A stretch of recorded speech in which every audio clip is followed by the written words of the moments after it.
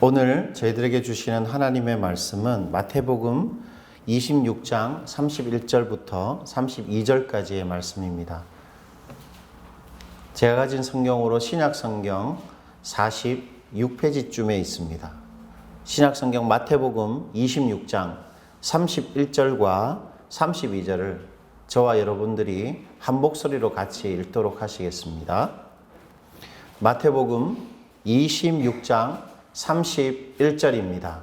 그때에 예수께서 제자들에게 이르시되 오늘 밤에 너희가 다 나를 버리리라. 기록된 바 내가 목자를 치리니 양의 떼가 흩어지리라 하였느니라. 그러나 내가 살아난 후에 너희보다 먼저 갈릴리로 가리라. 아멘. 기천이라는 시를 여러분 아시는 분이 있으시죠? 우리 기천이라는 시를 한번 제가 낭독해 드릴게요. 나 하늘로 돌아가리라. 새벽빛 와닿으면 쓰러지는 입술 더불어 손에 손을 잡고 나 하늘로 돌아가리라. 노을빛 함께 단둘이서 기슭에서 놀다가 구름 손짓하면은 나 하늘로 돌아가리라. 아름다운 이 세상 소풍 끝나는 날 가서 아름다웠더라고 말하리라. 그럼 이 시는 청상병 시인의 그 기천이라는 시입니다. 이 시에는 인생에 대한 시인의 마음가짐, 시인이 인생을 살아가면서 인생이란 이런 것이다, 이런 어떤 마음가짐이 잘 묻어나죠. 그러니까 인생이란 소풍이다, 소풍. 소풍처럼 좋은 구경하다가 하늘이라는 본향으로 돌아가는 것이다. 그렇게 노래하고 있습니다.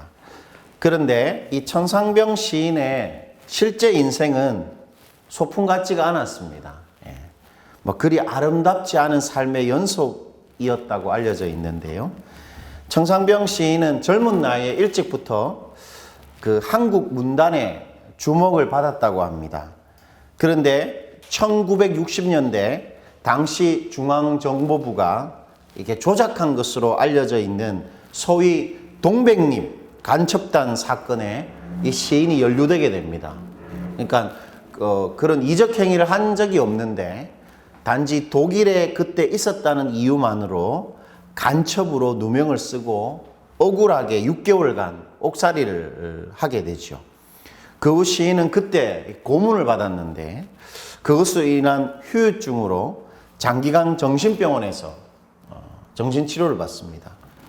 그리고 하루 세끼 모두를 막걸리로만 때웁니다. 밥을 먹지 않고 계속 막걸리만 마시죠. 그런 이 기행을 일삼다가 몸과 마음이 서서히 파괴되어 갑니다. 그래서 급기야 1988년에 천상병 시인은 간경화로 인해서 이렇게 배에 복수가 차오르게 되고 의사로부터 일주일밖에 못 살겠다. 그런 사형 선고를 듣게 되죠.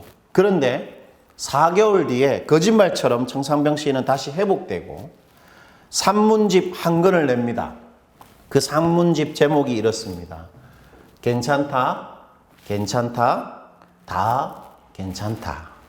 그러니까 시인으로서의 자신의 모든 것을 앗아간 이 억울한 옥살이, 그리고 가난과 병마로 뒤엉킨 자신의 삶의 모든 불행이 죽음을 앞두고 보니 다 괜찮다. 스스로를 다독이는 것입니다. 죽음 앞에서 자기 인생을 이렇게 다독이는 거죠. 괜찮다, 괜찮다, 다 괜찮다. 천상병 시인의 자신의 인생에 대한 이 다독거림은 사실 우리 인생에 대한 하나님의 다독거림입니다. 하나님도 계속되는 실패와 적지 않은 아픔과 그리고 무력함과 막막함, 그리고 우리의 반복되는 죄로 얼룩진 우리들에게 하나님 언제나 이렇게 말씀하십니다. 괜찮다, 괜찮다, 정말 다 괜찮다. 바로 예수님의 부활, 오늘 우리가 기념하고자 하는 이 예수님의 부활, 죽음에서 우리 예수님이 정말로 다시 살아나신 그 부활이 우리에게 그 사실, 괜찮다, 괜찮다, 다 괜찮다, 그 사실을 확정해 주는 것입니다. 오늘 예수님은 12제자들 모두가 당신을 버릴 것이다 그렇게 말씀하시죠. 31절인데 31절 한번 보시죠. 제가 읽어보겠습니다. 그때 예수께서 제자들에게 이르시되 오늘 밤에 너희가 다 나를 버리리라. 기록된 바 내가 목자를 치리니 양의 떼가 흩어지리라 하였느니라. 여러분 여기서 예수님께서 제자들이 너희들이 나를 다 버릴 것이다 할 때 이 버린다는 말은 걸려서 넘어지다 이런 뜻입니다. 걸려서 넘어지다. 우리가 걸려서 넘어진다는 말은 어떤 사람을 정말로 이렇게 믿었는데 그 사람의 상상도 할 수 없는 어떤 행동 때문에 우리 마음이 낙심되고 그 사람의 관계를 이렇게 단절시키는, 그때 우리가 주로 사용하는 표현이죠. 걸려 넘어지다. 그러니까 예수님에게 일어난 어떤 일 때문에 제자들이 모두 넘어진다는 거죠. 그러니까 예수님의 제자로서 실패한다는 것입니다. 다시 말하면 제자들이 예수님한테 일어날 이 십자가의 죽음이라는 예수님의 행동을 이해할 수도 없고, 십자가에서 못 박혀 죽는 그 주님의 방식을 제자들이 감당할 수도 없고, 그런 예수님하고 그 죽음의 길을 함께 가지도 못한다라는 것이죠. 결국 제자들은 예수님 가는 곳에 가야 되고 예수님 멈추는 곳에 멈춰야 되는 것인데, 그런 예수님 따라가는 제자로서의 삶에 완전히 실패하게 된다 그 말입니다. 너희가 다 나를 버린다는 말은 너희들이 나의 제자로서의 삶을 완전히 실패하게 될 것이다 그렇게 말씀하시는 거죠. 사실 우리도 자주 실패합니다. 사람들과의 관계에서 우리는 아픔과 좌절과 단절을 많이 경험합니다. 제가 이번 주에 며칠 전에 이름만 되면 뭐 한국 교회에서 다 알만한 분이시고, 그리고 어떤 면에서 한국 교회에서 성공한 분이라고 할 수 있죠. 예, 그분을 만났는데 그분이 여전히 그 교계의 큰 교회 목사님들하고 모임을 이렇게 매주 하는데 자신이 너무 초라하다. 그래서 그분 표현에 의하면 천출이다 나는, 이렇게 표현하는 거죠. 그분 명문대도 나오시고 이렇게 그 강남에 있는 큰 교회 담임 목사님에도 불구하고 큰 교회 목사님들하고 같이 있을 때 자기가 너무 초라하고 다른 분들은 너무 빛이 반짝반짝 나는데 자기는 너무 초라하다 이런 생각을 한다는 거였습니다. 그 말을 하는 거예요. 제가 그거 들으면서 사람이 아무리 성공해도 아무리 뛰어나도 결국 자기 스스로는 참으로 연약하고 초라하다는 것을 인식할 수밖에 없구나 하는 그런 생각이 들었습니다. 제가 이렇게 개척하면서 가끔 페이스북을 이렇게 보면 제 친구들이 되게 많아요. 제가 사역을 그래도 청년 사역을 꽤 오래 했기 때문에 청년 사역 할 때마다 친구를 맺은 지체들, 그러니까 청년들이 많이 있을 거 아닙니까? 정말 많습니다. 페이스북 친구들은. 그런데 제가 막상 개척하니까 이 개척교회에 같이 할 만한 그런 청년들은 없는 거죠. 그걸 생각해 보면 내가 정말로 사역을 잘 못하는구나. 내가 정말 청년들을 사역할 때 그 아이들을 정말로 사랑하고 정말로 내가 그 아이들에게 정말 뭔가 귀한 것을 주고 관계를 깊이 잘 맺었다면 내가 이렇게 교회를 개척할 때 정말로 같이 할 마음을 다 가지고 오지 않았을까 하는 그런 생각이 들었어요. 그래서 스스로에게 너무 이렇게 참 잘 못 살았다 이런 생각이 있는 반면 한편으로 하나님한테 너무 죄송했습니다. 우리는 아무리 잘 살아도 결국 우리 인생을 되돌아볼 때 참 내가 잘 못했구나 이런 후회가 많이 들게 되죠. 그리고 내가 살고 싶었던 삶을 대부분 살아내지 못합니다. 나는 이런 삶을 살고 싶었는데 우리는 그런 삶을 살지 못하는 자신을 자주 발견하게 되죠. 그리고 특히 자녀 양육에 있어서 대부분 실패감을 가집니다. 준호가 우리 첫째 애가 참 이렇게 정말 귀여웠는데 우리 우연이도 마찬가지지만 제가 준호를 보면서 내가 이렇게 사랑스럽고 귀여운 애를 이렇게 망친 건 아닐까. 요즘에 표정을 보면 너무 무표정이라 가지고. 그리고 가끔 이렇게 제가 저게 파라군 지역에 좋은 고등학교를 다니는 학생들이 밤늦게 학원을 마치고 나오는 걸 보면서 나도 쌍둥이들에게 뭔가 이렇게 공부를 열심히 하라고 압박을 주고 열심히 공부할 수 있도록 내가 이렇게 막 다그쳐야 했던 거 아닐까. 내가 잘못 키운 건 아닌가. 이런 후회가 많이 듭니다. 근데 모르죠. 설교는 막상 그런 좋은 대학 갈 필요 없다고 하지만 막상 우리 쌍둥이들이 좋은 대학을 못 가고 한국 사회에서 뒤처지면 어쩔까 하는 그런 은근한 걱정이 마음속에 있는데 사실 하나님이 틀림없이 알아서 하시겠죠. 그럼에도 불구하고 죄송합니다. 주님이 맡기신 우리 아이들을 내가 잘 못 키운 거 아닌가 하는, 그리고 부부관계 일터에서 말 못할 어려움과 좌절을 많이 겪습니다. 그리고 세상에서 우리는 홀로 있을 때 너무 쉽게 예수님 배신합니다. 특히 경건한 삶을 사는데 우리는 사실 너무 자주 실패하죠. 별로 의미 없는 넷플릭스나 그리고 핸드폰으로 동영상을 보는 것에 너무 많은 시간을 소비합니다. 우리는 제자로서의 삶에 늘 실패하죠. 그러나 하나님 언제나 우리에게 이렇게 말씀하실 것입니다. 괜찮다, 괜찮다, 그거 다 괜찮다. 네가 실패해도 괜찮다. 네가 잘 못 살아도 괜찮다. 다 괜찮다. 32절이 그것을 이렇게 확정해 줍니다. 우리 32절을 한 번 더 읽어보죠. 오늘 보면 32절입니다. 다 같이 한번 읽어보시겠습니다. 그러나 내가 살아난 후에 너희보다 먼저 갈릴리로 가리라. 여러분, 이 살아난 후라는 말은 우리가 다 아는 것처럼 예수님께서 십자가에 못 박히고 죽고 다시 부활하신 후를 말하지요.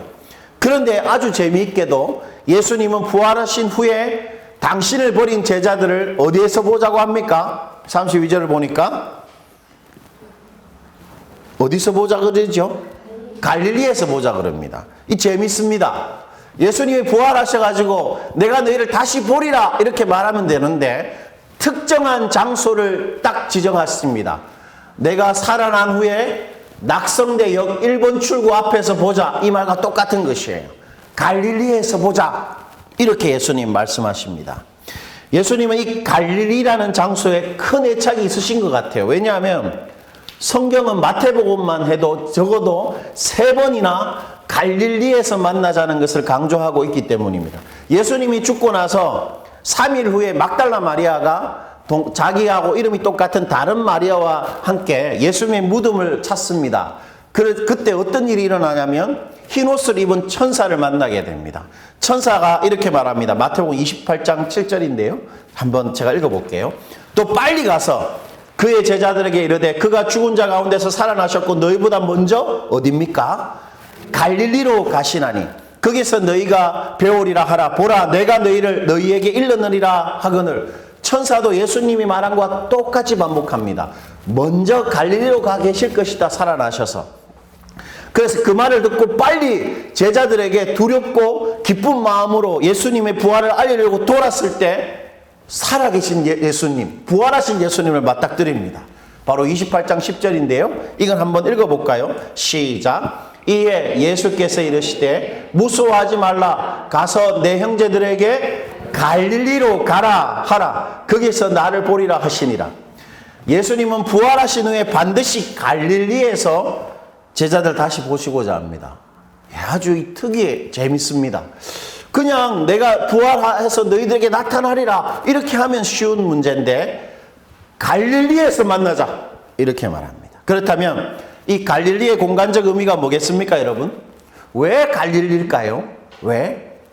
마태복음 4장에서 우리는 그 의미를 유추할 수 있는데 마태복음 4장 19절과 20절 우리 이거 한번 읽어볼게요. 갈릴리 해변에 다니시다가 두 형제 곧 베드로라 하는 시몬과 그의 형제 안드레가 바다에 그물을 던지는 것을 보시니 그들은 어부라 말씀하시되 나를 따라오라. 내가 너희를 사람을 낚는 어부가 되게 하리라 하시니 그들이 곧 그물을 버려두고 예수를 따르니라.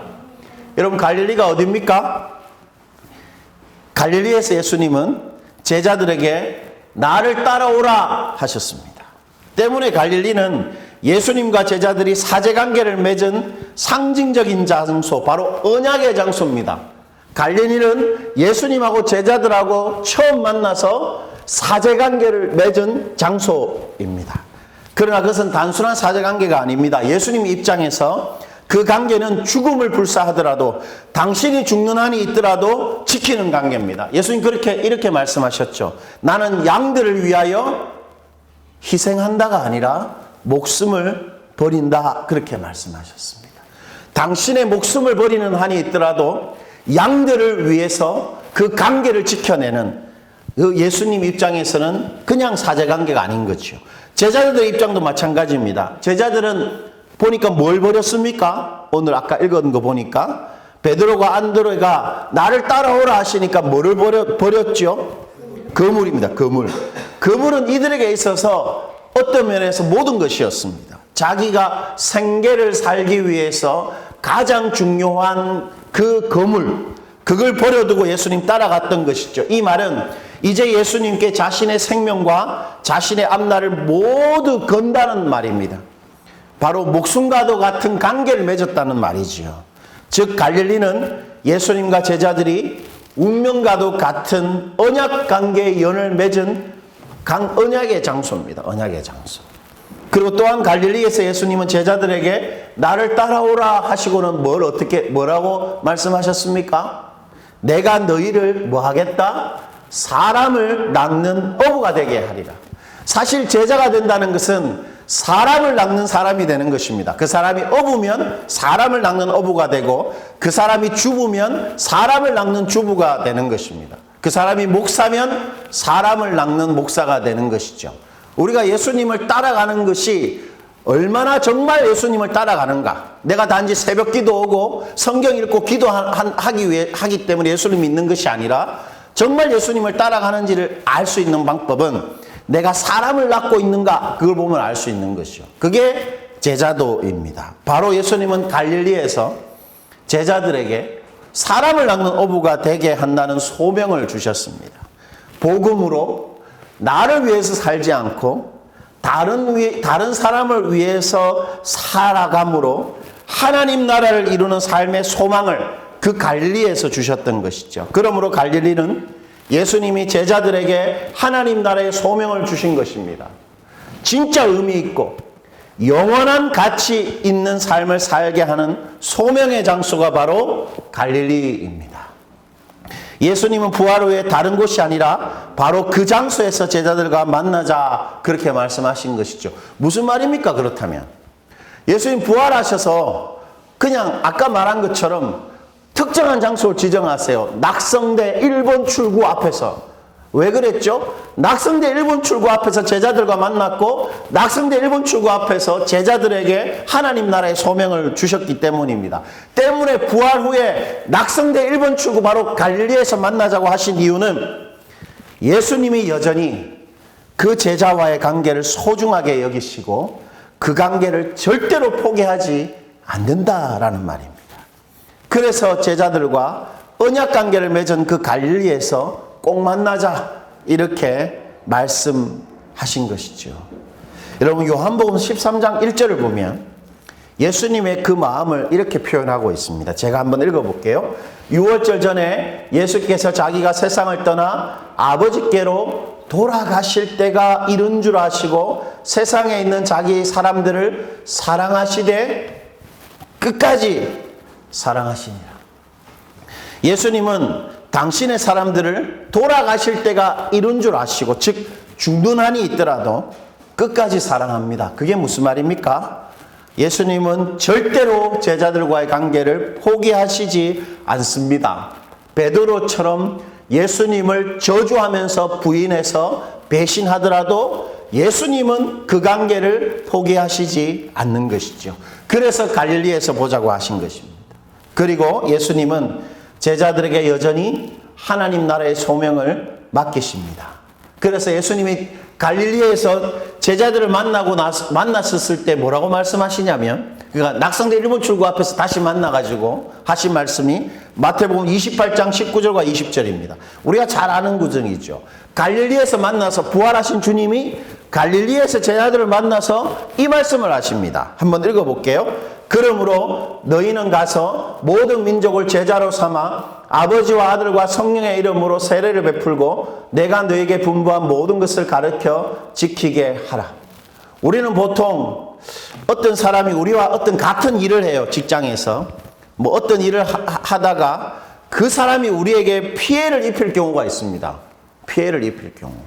그러니까 뭐 나태하게 해야 할 일을 하지 않거나 또는 공금을 횡령해서 우리에게 피해를 입히고 또는 우리의 어떤 일을 하다가 우리의 명예를 더럽히고 우리 입장을 곤란하게 할 때가 있습니다. 어떤 사람들이.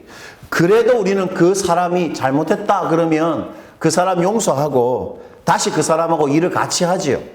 그런데 우리는 그 사람이 우리의 관계를 부인하고 우리의 마음을 저버릴 때는 우리는 그 사람하고 다 같이 일은 하지 않습니다. 뭐 그 사람한테 뭐 다른 어떤 해를 입히지 않더라도 이제는 그 사람하고 나는 같이 일은 하지 않아야 되겠구나 하는 그런 생각을 가지게 되지요. 제자들은 예수님의 마음을 저버린 것입니다. 제자들은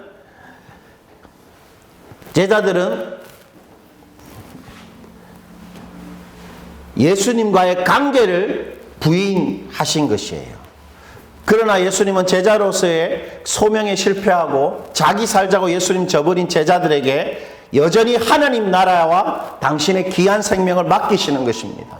갈릴리에서 만나서 다른 말씀 하시는 게 아니고 꼭 갈릴리에서 보자 이렇게 말씀하시고는 하신 말씀이 자격 없는 제자들에게 내 나라와 앞으로 잃어버린 자를 찾을 내 귀한 생명을 너희들에게 맡길 테니까 너희들 그들 구원하라. 예수님 그렇게 말씀하신 거죠.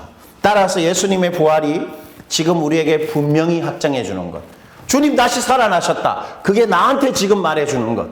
예수님이 3일 만에 살아나신 것이 지금 나한테 의미하는 것은 예수님은 우리와 맺은 그 사랑의 관계를 무슨 일이 있더라도 끝까지 지키고 소중히 여기신다는 것입니다. 예수님 우리를 절대로 포기하시지 않습니다. 또한 우리가 아무리 자주 실패해도 예수님 여전히 우리에게 하나님 나라의 일과 당신의 귀한 생명을 믿고 맡기시는 것입니다. 우리가 잘못해도 괜찮습니다.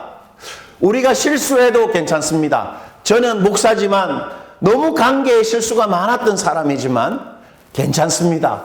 예수님께서 여전히 저에게 하나님 나라의 일과 귀한 생명을 맡기시는 것이죠. 때문에 예수님은 우리에게 언제나 이렇게 말씀하실 것입니다. 괜찮다, 괜찮다, 다 괜찮다. 왜냐하면 예수님이 우리를 위해 죽으실 뿐만 아니라 오늘 우리가 기념하는 것처럼 어떻게 하셨습니까? 우리를 위해 부활하셨기 때문입니다.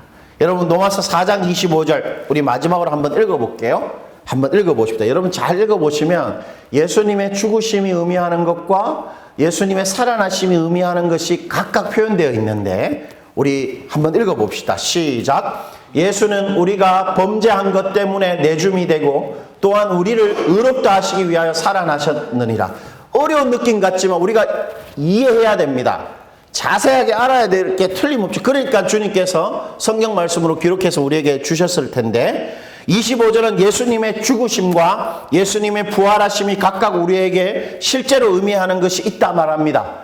예수님이 내줌이 되는 죽는 이유와 또 우리를 위하여 살아나신 이유가 각각 있다. 그렇게 말하지요. 예수님의 죽으심이 왜 일어났습니까? 우리 범죄 때문입니다. 이게 무슨 의미일까요?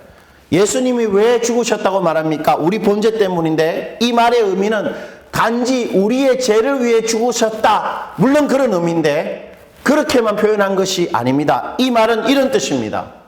우리의 과거의 죄, 현재의 죄, 우리가 앞으로 지을 죄에 대해 2000년 전에 예수님한테 하나님께서 우리 죄에 대한 진노와 형벌을 이미 다 퍼부으신 것입니다. 그래서 예수님이 겟세마네 동산에서 기도하실 때 십자가를 지기 싫어하셨던 것이에요. 이 잔이 지나가게 하옵소서 그렇게 기도하셨던 것입니다. 그게 무슨 말이냐면 실제로 십자가 위에서 하나님의 진노가 퍼부어진 것입니다. 그리고 십자가 위에서 예수님께서 뭐라고 절규하셨습니까? 왜 나를 버리십니까? 실제로 하나님께서 죄 없는 예수님한테 당신의 진노를 다 퍼부어 버리신 것입니다. 그 말은 2000년 전에 우리의 과거의 죄, 현재의 죄, 미래의 죄가 다 해결됐다는 말입니다. 즉 십자가 위에서 예수님은 우리의 죄와 우리의 실패로 말미암는 문제를 전부 강담하시고 이미 다 해결하셨습니다. 이미 다 해결하셨습니다. 그래서 예수님은 십자가 위에서 마지막으로 뭐라고 말씀하셨죠? 다 이루었다. 내가 이제 십자가 위에서 너의 인생의 죄의 문제와 네가 앞으로 범할 죄의 문제와 네가 실패해서 생기는 모든 문제를 내가 다 해결했다. 예수님 그렇게 말하고 죽으신 것이죠. 그렇게 우리의 죄와 실패의 문제를 해결하신 예수님은 우리를 위해 부활하시는데 그 부활하심이 무엇 때문이라고 말합니까? 우리를 의롭다 하시기 위해서 부활하셨다는 말입니다. 이 의롭다는 말은 쉽게 말하면 여러 가지로 여러 가지로 표현할 수 있겠지만 쉽게 말하면 의롭다는 말은 우리가 하나님 앞에 아무 문제 없다라는 뜻입니다. 이제 우리가 어떤 죄를 반복해도 하나님 앞에 우리는 여전히 의롭습니다.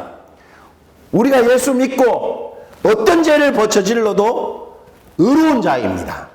우리의 죄가 이제 하나님한테 아무 문제가 되지 않습니다. 물론 우리가 예수 믿고 제대로 살지 못하면 하나님 마음을 아프게 하고 우리가 범죄할 때 하나님 정말 마음을 고통스럽게 하는 것이지만 하나님이 이제 예수 믿은 우리에게 정죄하시거나 우리의 행동으로 뭔가 치시거나 우리의 행동 때문에 심판하시는 일은 절대로 일어나지 않는다는 것입니다. 그러므로 예수 그리스도 안에 있는 자에게는 결코 정죄함이 없는 것이죠. 어떤 죄를 지어도 하나님 앞에 우리는 아무 문제가 되지 않습니다.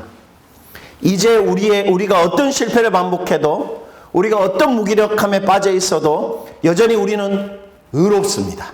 하나님 앞에 이제 우리의 실패와 우리의 연약이 아무 문제가 되지 않고 오히려 다시 시작할 수 있는 조건이 되는 것입니다. 왜냐하면 부활은 모든 죄의 종수요, 실패 중에 실패요, 끝장 중에 끝장인 죽음을 이긴 능력이기 때문입니다. 때문에 우리가 예수 믿고 이 땅에서 반복하는 우리의 그 어떤 죄에도 우리의 그 어떤 무기력과 실패에도 사람들의 조소와 외면과 손가락질에도 모든 것이 끝난 죽음에서 다시 살아나는 대반전의 부활의 능력으로 우린 다시 시작할 수 있는 것입니다. 정말 죽을 것 같은 이제 끝났다. 죽음이라는 것은 끝나는 거죠. 암에 걸려서 이제 끝났습니다. 어떤 면에서. 그래도 우리는 다시 시작할 수 있습니다. 죽음을 이기신 예수님의 그 부활의 능력이 우리의 것이기 때문이지요. 그래서 하나님은 우리에게 죽음 같은 현실 앞에 있을 때 이렇게 말하실 것입니다. 괜찮다, 괜찮다, 다 괜찮다. 나랑 다시 시작하자. 그것이 예수님의 부활이 오늘 우리에게 말하는 진리입니다. 여러분 뿐만 아니라 예수님은 갈릴리로 가시되 당신이 먼저 가신다 그렇게 말하는데요. 32절입니다. 32절. 우리 32절 한 번 더 제가 읽어볼게요. 그러나 내가 살아난 후에 너희보다 먼저 갈릴리로 가리라.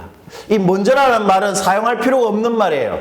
내가 부활한 후에 갈릴리로 가 있을 테니까 글로 와라 이렇게 말하면 되는데 예수님이 이렇게 말합니다. 먼저 가리라 이렇게 말합니다. 천사도 이렇게 말해요. 그가 죽은 자 가운데 살아나셨고 너희보다 먼저 갈릴리로 간다 이렇게 말합니다. 이 강조하고 있는 것입니다. 먼저 간다는 말을. 이 먼저 간다는 말은 이런 뜻입니다. 앞서서 인도하다. 여러분 무슨 말입니까? 예수님이 부활 후에도 여전히 제자들 앞서서 인도하는 목자가 되시겠다. 그 말입니다. 31절 한번 보시죠. 31절. 31절 보면 예수님께서 당신의 죽음을 스스로 어떻게 이해하고 계신가가 잘 표현되어 있는데 우리 31절 한 번만 더 읽어봅시다. 시작. 그때에 예수께서 제자들에게 이르시되 오늘 밤에 너희가 다 나를 버리리라. 기록된 바 내가 목자를 치리니 양의 떼가 흩어지리라 하였느니라. 십자가 사건을 예수님 어떻게 이해하고 계십니까? 하나님께서 제자들의 목자이신 당신을 치시는 사건으로 이해하고 계십니다. 즉 예수님은 십자가 위에서 누구로 죽습니까? 제자들의 목자로 죽고, 또한 부활하실 때 어떻게 부활하시죠? 앞서서 인도하시는 목자로 부활하시는 것입니다. 제자들은 비록 자기 목숨 부지하기 위해 예수님 저버리고 예수님 저주하면서 부인해도 예수님 여전히 제자들을 앞서가시면서 제자들을 인도하시겠다, 그렇게 말씀하시는 것입니다. 예수님은 제자들의 목자로서의 마음가짐을 이렇게 표현하신 적이 있죠. 나는 선한 목자라. 선한 목자는 양들을 위하여 목숨을 버리거니와. 예수님은 당신이 죽는 한이 있더라도 당신의 양은 절대로 버리시지 않고 인도하시는 목자다, 그렇게 말씀하십니다. 따라서 예수님의 부활이 오늘 우리에게 분명히 말해주는 것은, 우리가 우리 인생에, 우리 신앙생활에 어떻게 실패하고 좌절한다 해도 예수님 지금도 우리를 인도하고 계시는 것입니다. 제가 거의 4년 가까이 목사라는 이름만 있고 교회 없이 살면서 저는 이런 느낌을 가졌어요. 내 손에 아무것도 없구나. 누구 하나 나한테 눈길 알아주지 않구나. 내 앞길이 너무 막막하구나. 이제 곧 쓰러질 것 같구나. 그런 생각이 들었습니다. 여러분 인생을 살아가면서 여러분에게도 그런 일이 있을 수 있겠죠. 우리 손에 아무 가진 것 없고 누구 하나 눈길 하나 주지 않고 앞길이 너무 막막해서 곧 쓰러질 것 같아도 그곳에도 예수님은 나를 인도하기 위해 부활하신 나의 목자로 앞에 계시는 것입니다. 오늘 말씀하신 것과 똑같은 것이죠. 내가 갈릴리로 가되 너희보다 먼저 앞서서 갈 것이다. 그곳에서 예수님은 나를 인도하시기 위해 여전히 부활하신 나의 목자로 앞에 계시는 것입니다. 지금도 우리에게 괜찮다, 괜찮다, 다 괜찮다 하시면서 우리 예수님, 우리 앞에 언제나 있을 것입니다. 부활을 우리가 생각하면서 우리 다시 시작할 수 있다. 어떤 실패에도 우리한테는 갈릴리가 있다. 그곳에 나보다 먼저 앞서가서 여전히 나를 인도하는 부활하신 예수님이 있고, 그 부활하신 예수님 앞에 가서 그 관계를 다시 맺고 다시 시작하고 여전히 하나님 나라를 위해서 나는 다시 살아갈 수 있다. 그것을 믿고 우리 오늘 부활절을 기념하면서 그 부활의 능력이 나의 것임을 알고 그 능력을 계속 경험하는 그런 복된 성도들 되시기를 축원드립니다.